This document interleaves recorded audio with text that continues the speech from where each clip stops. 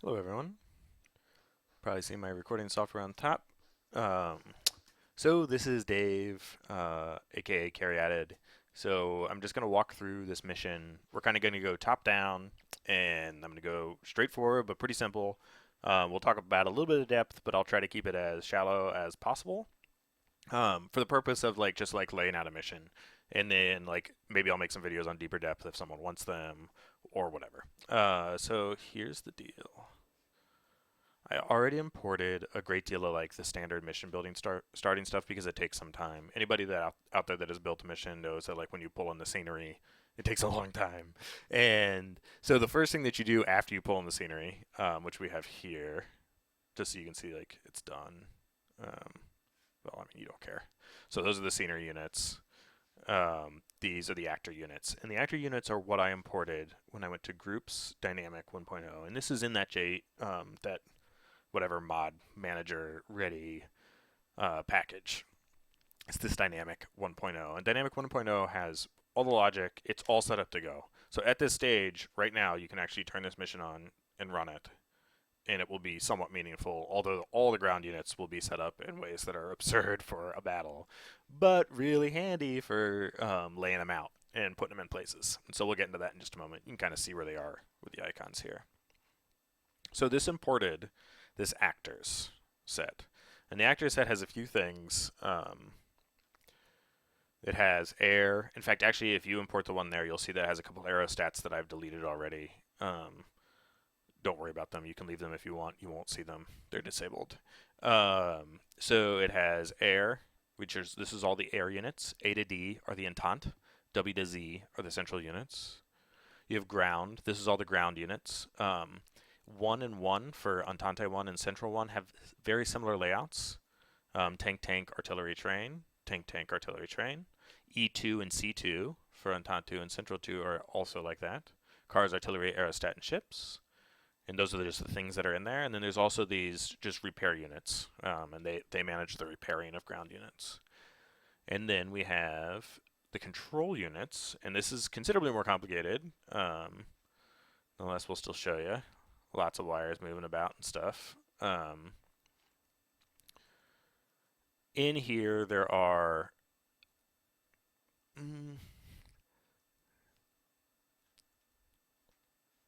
different controls. We'll go through them really quickly right now. Actually, um, no, we won't. We're gonna go back to the air. Sorry, I don't mean to bounce around, but sometimes that happens. So in the air units, you basically have 4 flights for the Entente and 4 flights for the Central. And these groups perform different actions depending on various settings. And those settings are generally made in the control section. And so for each of these 8 flights, there are the basic direct controls, the things that control like what waypoint are you going to, what are you attacking, what are you covering, are you running, things along those lines. That is set in the units. This is the unit controllers. And although we won't go into the details of what these do, you can see immediately that this and this are very, very similar looking. In fact, they're really the same. And so this one controls unit A, and this one controls unit W, and this one controls B, and this one controls X, and so forth. So you get the general idea there. General, that's all you need. And then this is the master controller. And the master controller talks to the units. And I brought up all the wires here so that you could see it. See? It wires up to all the units. The master controller is the one that thinks, since there really only needs to be one type of brain for each of the 8 units. Each unit didn't need its own brain. So the master is the brain.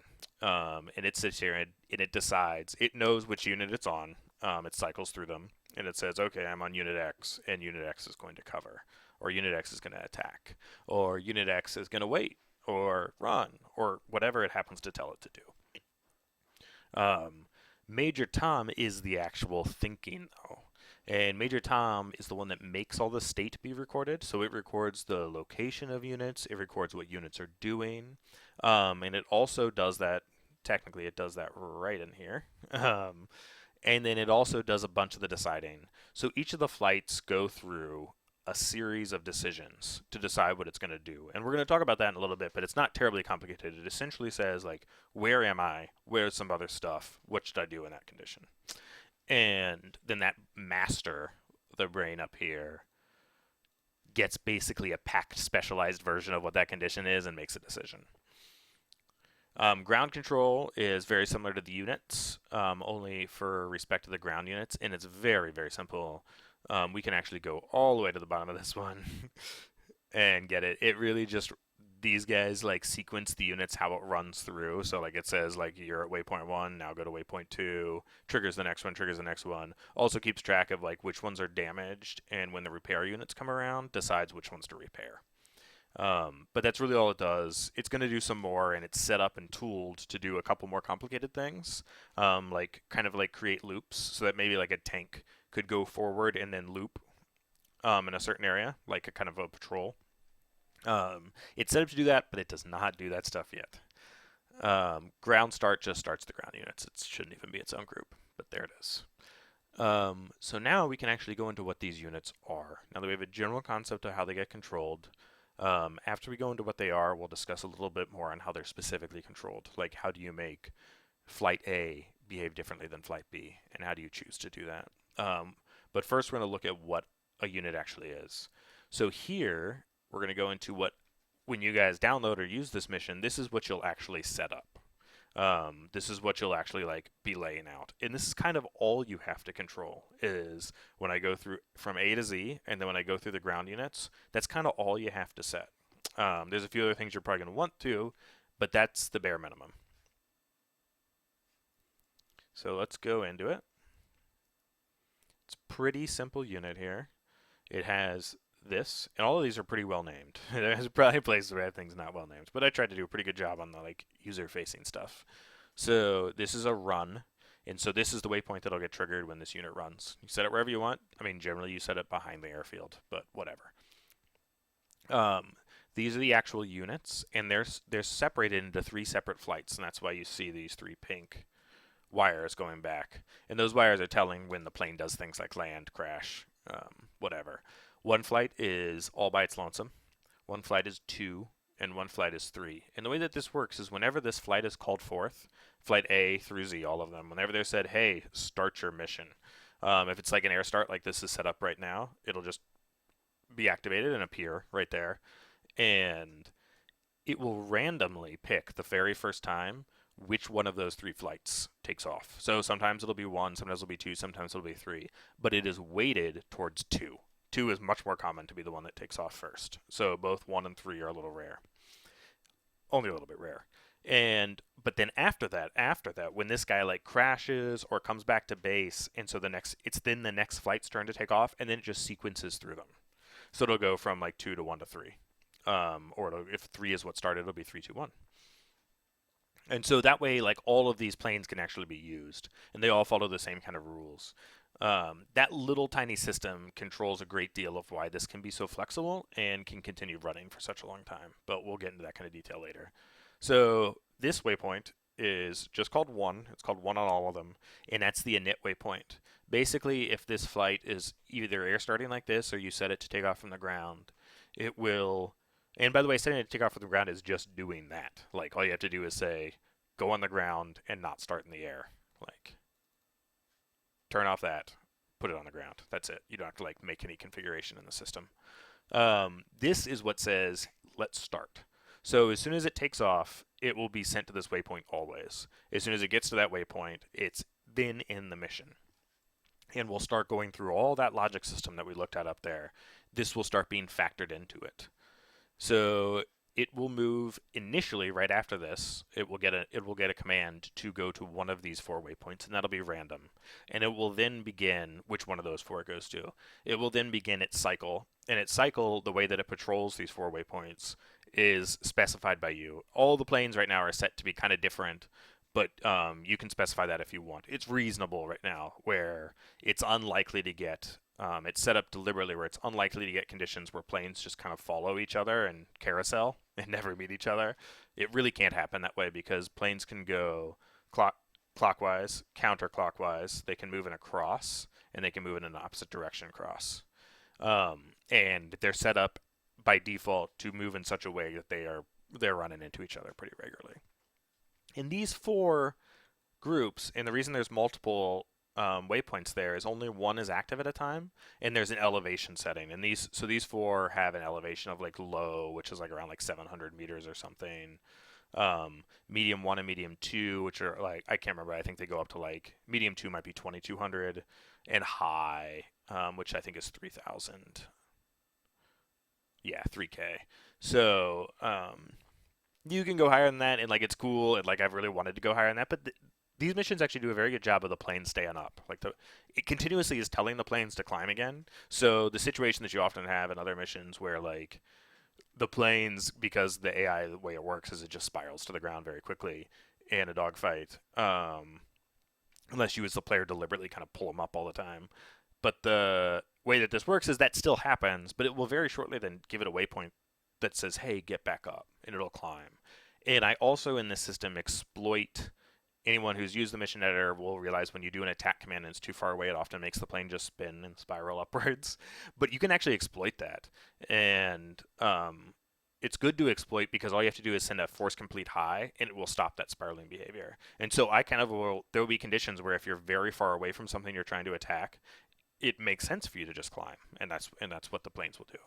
So the other thing that you can set here, despite these waypoints, which by the way you can really set up any way you want, depending on how you want like the area of attack to be, but they should be pretty similar across the flights. Like you could have flight A be here and flight B be here and flight C here, and they don't need to be exactly the same shape, but they should be similar. Um, you'll get the idea. It's not really complicated when we lay one out here. And then you can also set the area attack. And the area attack is not triggered for all flight types, but we'll go into what that is. And you'll always, this is one of the few fiddly bits when setting these missions up, is you want these area attacks to match up with how you configure what a flight type is. And we'll talk about that very soon. What a flight type is, that is. And so you may set this up, like you may know this is an air attacker, and you just put this wherever it is that you want it. We haven't really designated our area of engagement yet, so we're not going to do that. And that's it. All of the 8 flights are like that. The ground units, as I showed earlier, are a little bit more complicated, and we'll just go through the intent side because they're identical. They're mirrors of each other. They just have a tank. It is 2 formations. You can set the formations. By default, the first formation is hit by the first waypoint. There's 1 through 8. They're all numbered up, so like you can tell where they are if you get it all moved about, as you're moving along the road. So you just set your first formation like what you want it to be if it only needs 1. So like on-road column, off-road user formation, whatever it is that you want. And the second formation is one that you will trigger whenever you need it. So like, and you can bounce between them. So maybe you need it for like getting on a bridge, like you're off-road and you want to get on a bridge. Like if you're off-road, you have to get on-road if you want to get over a bridge, and that lets you do it. So like, like if you hit the first part of the bridge right there, then you just trigger the second formation. You just literally make the trigger connection. So that's really how all the mobile things work. Tank 2 is identical.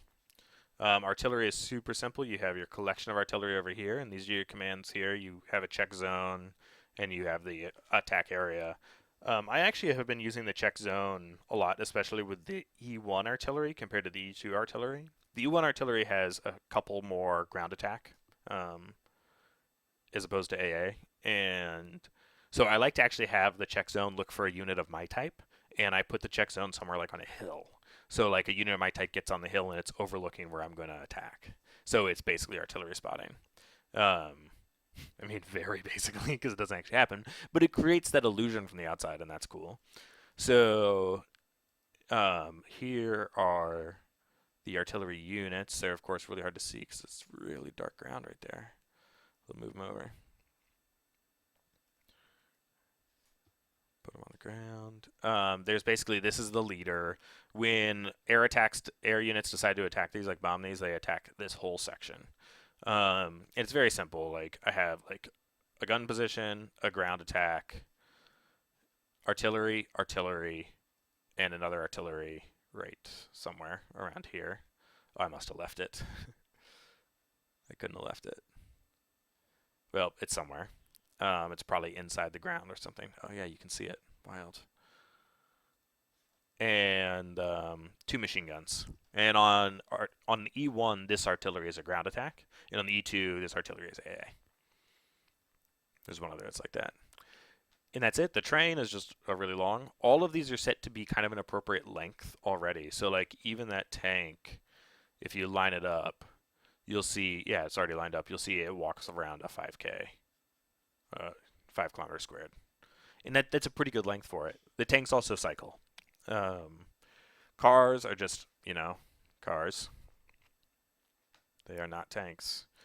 But you can make them into tanks if you want to. In fact, you can really the only rule with the ground units that's a convention that should be held is that moving units should remain moving and static units should remain static.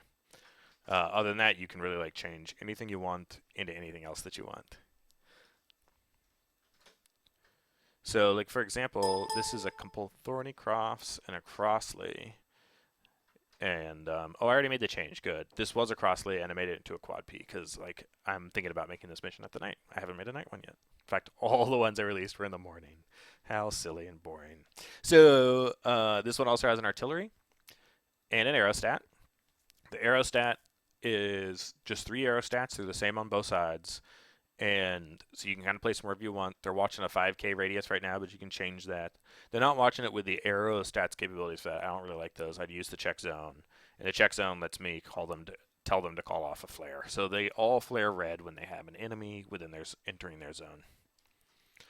That's great for like, it's one of those things like I feel like people kind of proselytize about, but expert mode is the best. Like when you're in expert mode, it feels better. Like you die a lot more, and like I'm a terrible pilot, but yeah, it's just you get so much more. It's so much more immersive. It's wonderful.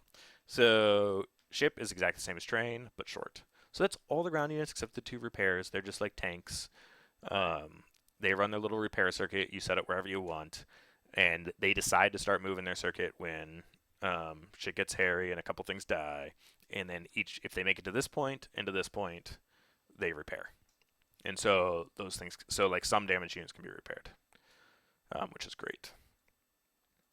Cool. So now we have the basic idea, and I set this up over Cambrai so we could actually set up the mission over Cambrai. I'm going to make a kind of awkward pause right now because I'm going to have to pause my recording software and drink some water.